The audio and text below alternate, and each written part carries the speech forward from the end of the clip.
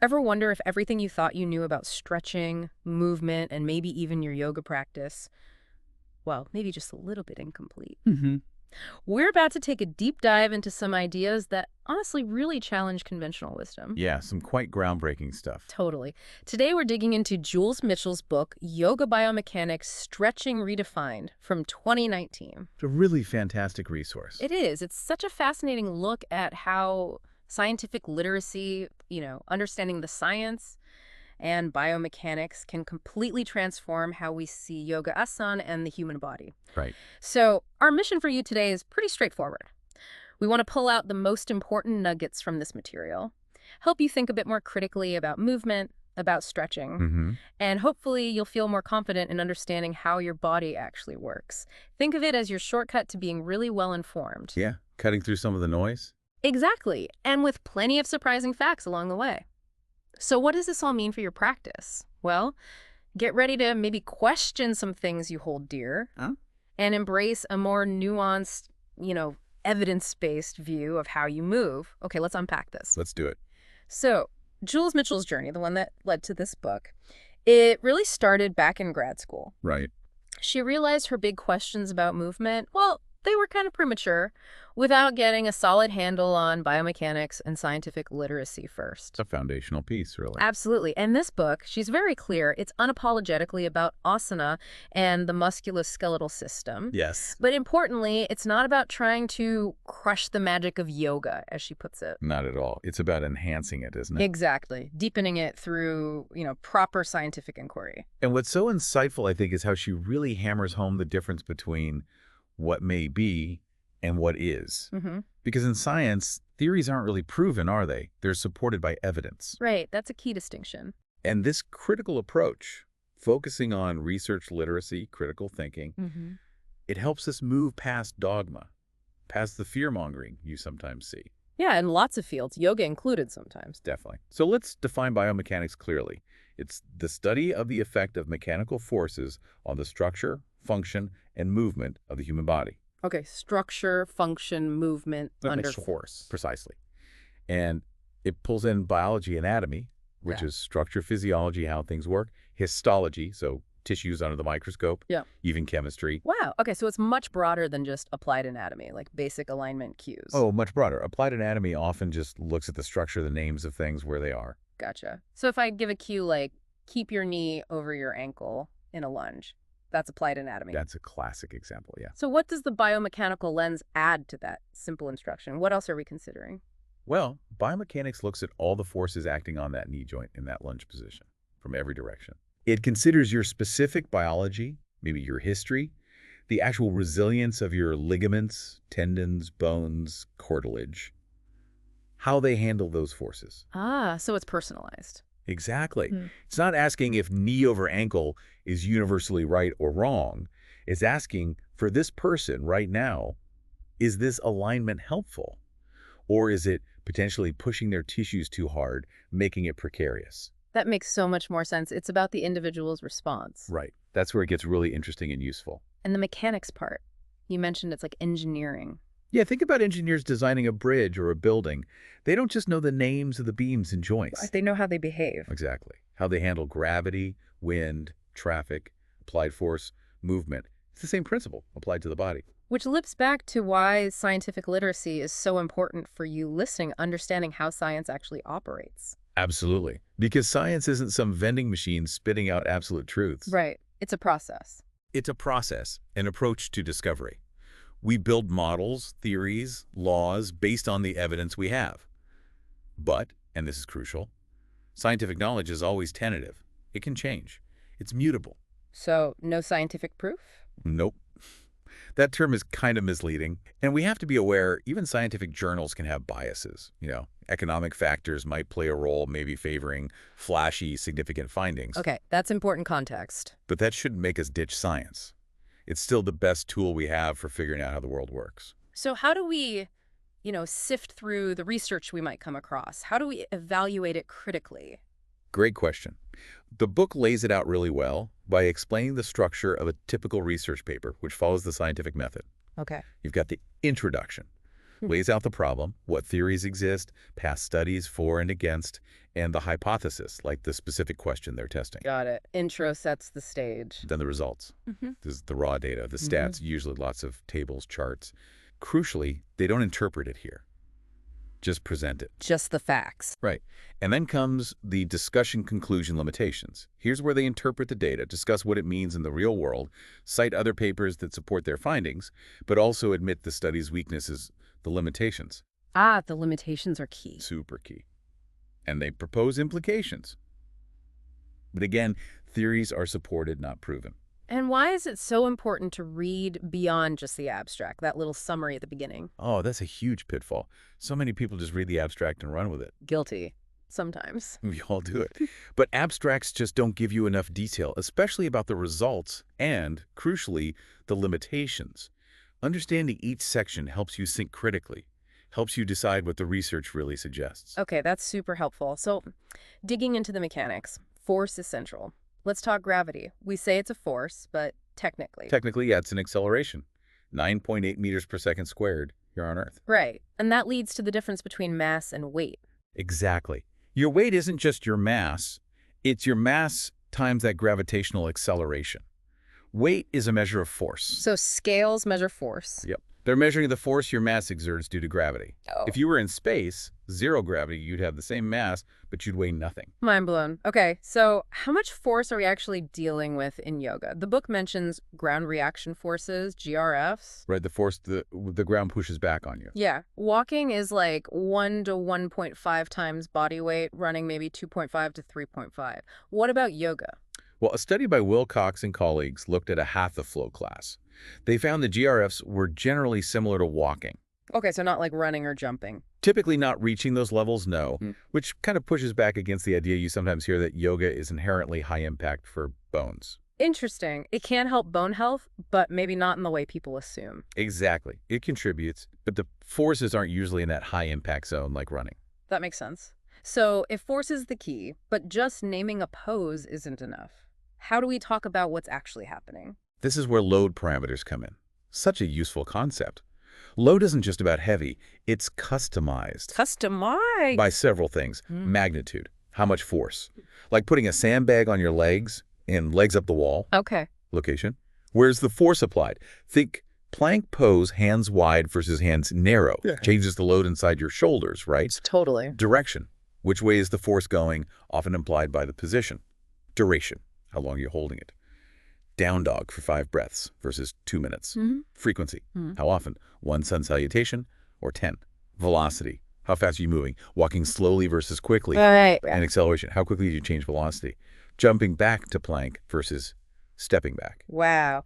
Okay, so a vinyasa class and a gentle class could use the same pose, like down dog, but the load parameters are completely different. Completely different. Which means just saying down dog tells you very little about the actual mechanical load on the tissues. You know, someone says this pose is good for osteoporosis. You should immediately think, okay, but which loading parameters are we talking about? Magnitude, duration, frequency. It's not the pose name itself. Got it. And the body's response to that load is also key, right? Stress isn't always bad. Exactly.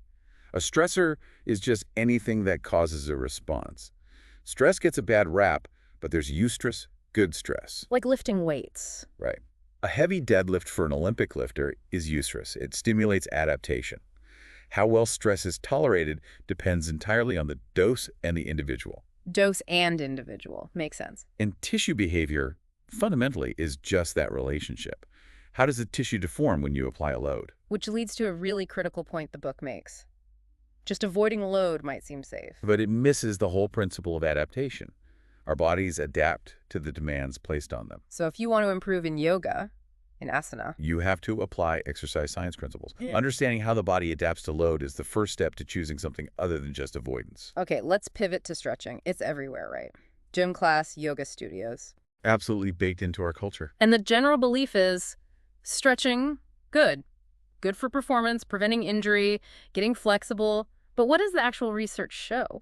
Well, when you look at the acute effects, what happens right after stretching, the data's kind of surprising. How so? Short stretches, under 60 seconds, Wow. small decrease in overall performance.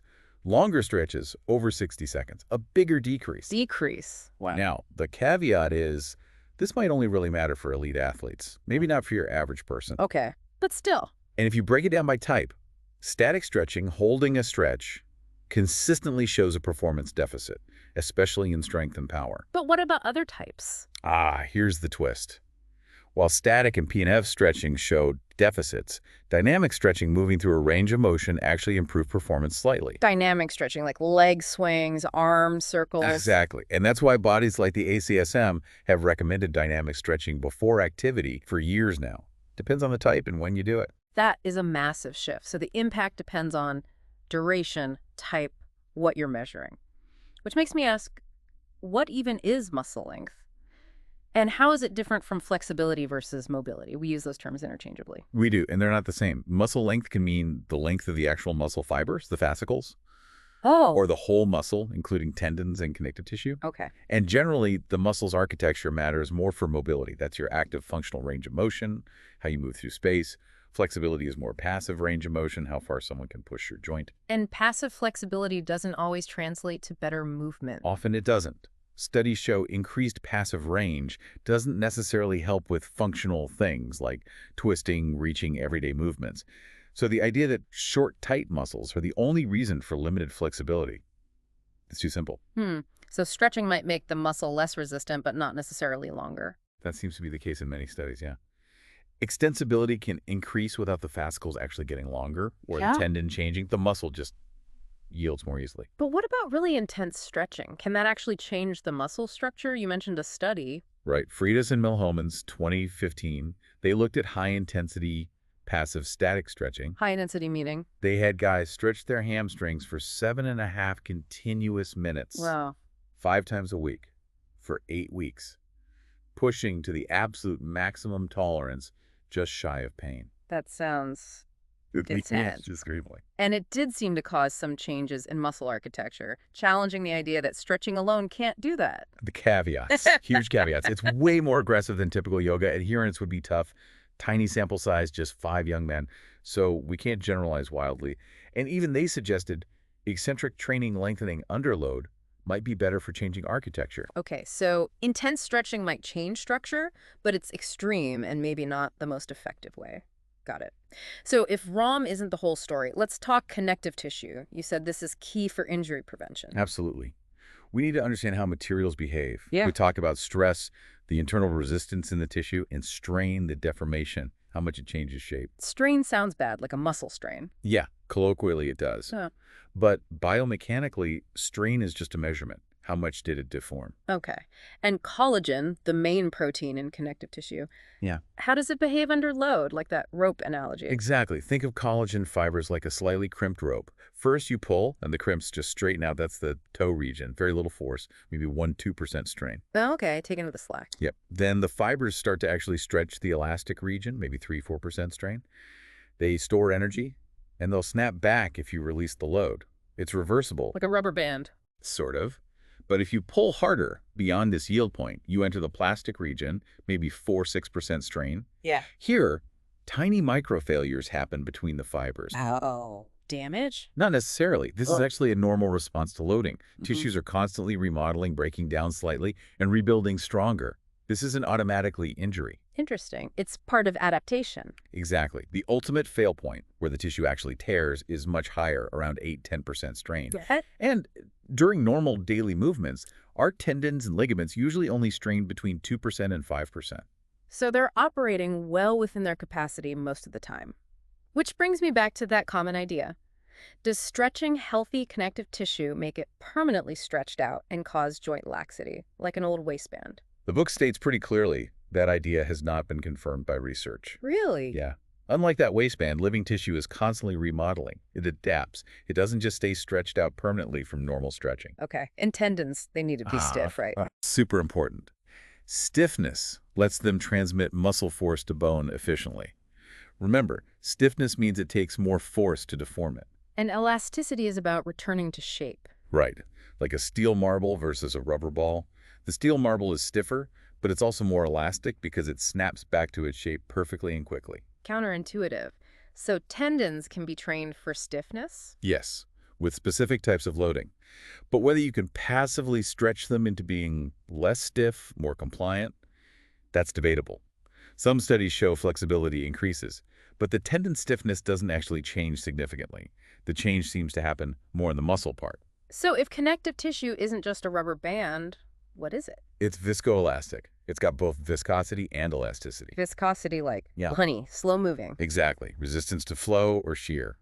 And elasticity like a rubber band wanting to spring back. So it's like honey slowing down a rubber band stretch and the rubber band helping the honey spring back.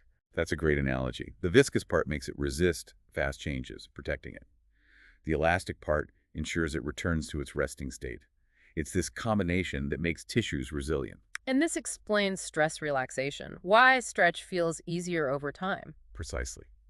If you hold a stretch, constant length, the internal resistance, stress, required to hold it actually decreases over time. The molecules rearrange slightly, internal friction reduces. But it's temporary, not permanent lengthening. It's considered a temporary effect, yeah, not the tissue getting permanently longer from that single stretch. And this reframes old ideas about ballistic stretching, bouncing. Yeah, that was seen as dangerous. Right, because the resistance decreased, people thought it meant damage, but now we understand viscoelasticity better. That assumption was likely misinformed. Okay, what about heat? Hot yoga. Does warming tissues change this? While warming tissues internally generally reduces viscosity, makes the honey flow easier, which theoretically could reduce injury risk during movement. Makes sense. But the effect of high external heat, like in a hot yoga room, on connective tissue behavior, that hasn't really been directly studied. Oh. And research on core body temperature in hot yoga is conflicting. One study found potentially concerning high temps, another found temps stayed within a safer range. So the jury's out on whether the heat itself makes you more susceptible to stretch injuries. We can't definitively say based on current evidence, no. Hot yoga might pose heat-related risks of very high exertion, but the specific link to stretch injury susceptibility isn't clear from the science yet. Okay, let's tie this back to injury and safety. We often think tissues, especially collagen, are delicate, easily torn. True? Actually, no. Healthy tendons, especially the main body or belly of the tendon, are incredibly strong due to collagen. Most tears don't happen there. Where do they happen? Usually at the insertion point onto the bone, an avulsion tear, or where the tendon meets the muscle. The tendon itself is remarkably resilient. And it can heal. Absolutely. It's living tissue. It adapts. It heals, Yeah. assuming it has the right conditions. Cells, blood flow, though it's less than muscle, hormones, signals. You mentioned healing phases. Yeah, phase 1 is inflammation first, 3-7 days. Pain, swelling, redness. The body sends in stem cells, starts laying down initial repair collagen, type 3. Okay, the cleanup and initial patch job. Sort of. Yeah. Then phase 2, repair and proliferation, maybe 4-6 weeks. More collagen gets made, things start organizing, and you can begin to tolerate low loads, which actually helps align the new fibers correctly. It shows the adaptive process. That's fascinating. But this brings up a huge question. If tissues are so resilient and adaptable, is pain always a good guide? Does pain do damage? That's one of the biggest takeaways. Pain and tissue damage are, frankly, poorly correlated. Poorly correlated, really. Really. Tons of people have significant structural issues. Think disc degeneration, rotator cuff tears visible on scans, but have absolutely no pain. Wow. Like that study where 80% of people with tendon issues had no pain before it ruptured? Exactly. Canis and Josa, 1991. Asymptomatic problems are incredibly common. MRIs show herniated discs, labral tears in hips or shoulders, arthritis, all in people with zero symptoms. So you can't just assume pain means something is structurally wrong, or lack of pain means everything is perfect. You absolutely cannot, which highlights another key science point. Correlation is not causation. Right.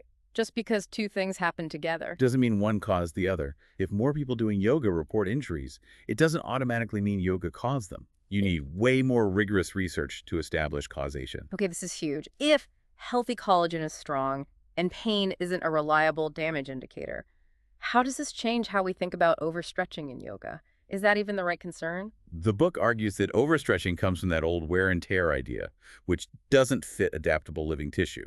Healthy collagen is tough. So maybe the real risk isn't stretching too much, but... Yeah. Underloading. Not giving the tissues enough stimulus, enough appropriate load to adapt and become more resilient.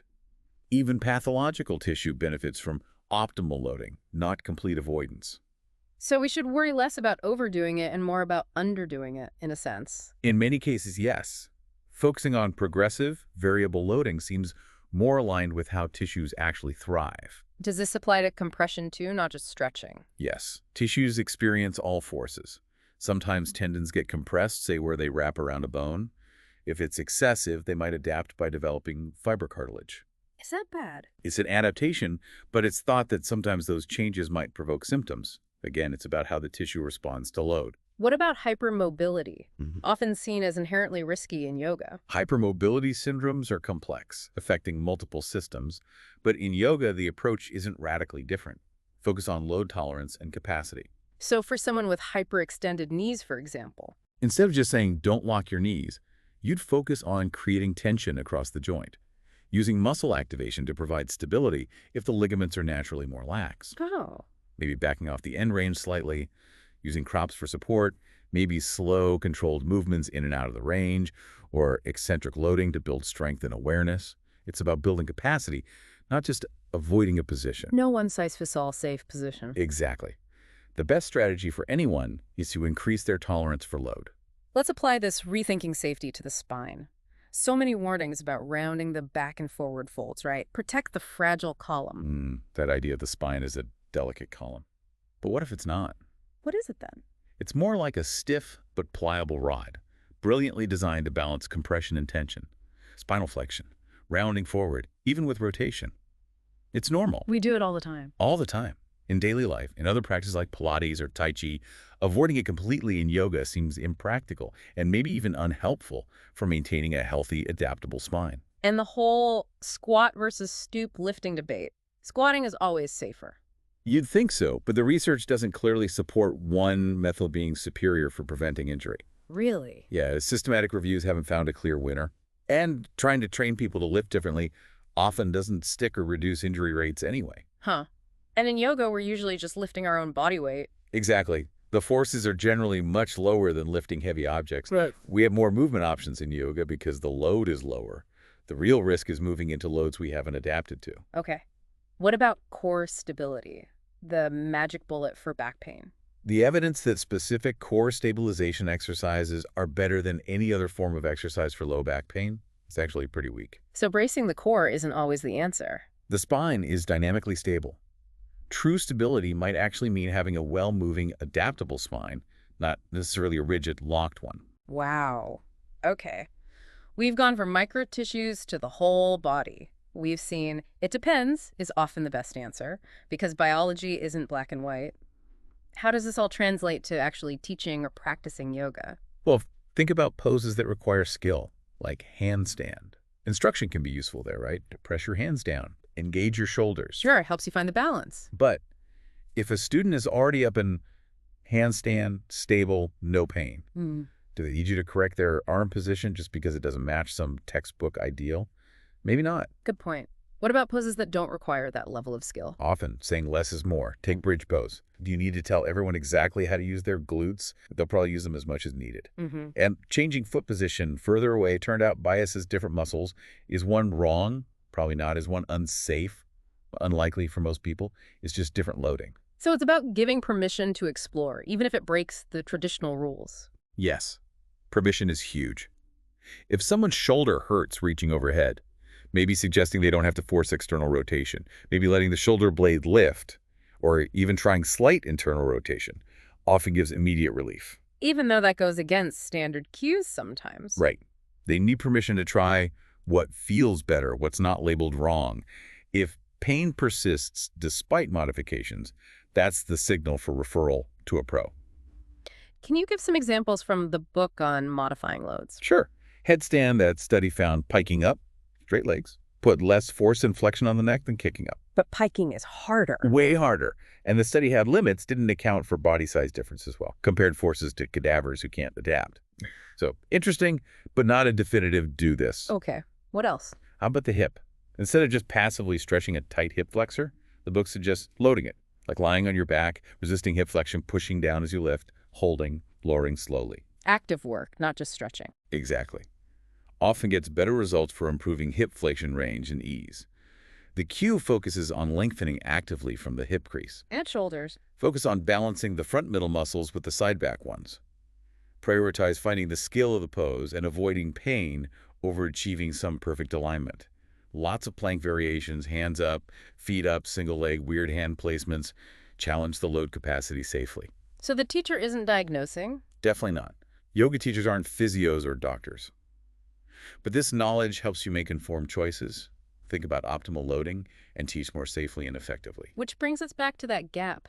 Research takes ages to filter down, right? Yeah, like 17 years on average to get into clinical practice, even longer for the public or movement systems like yoga. Why so long? Sometimes accepting new, contradictory research means challenging long-held beliefs, established methods, even business models. It's not always just about the science. Right.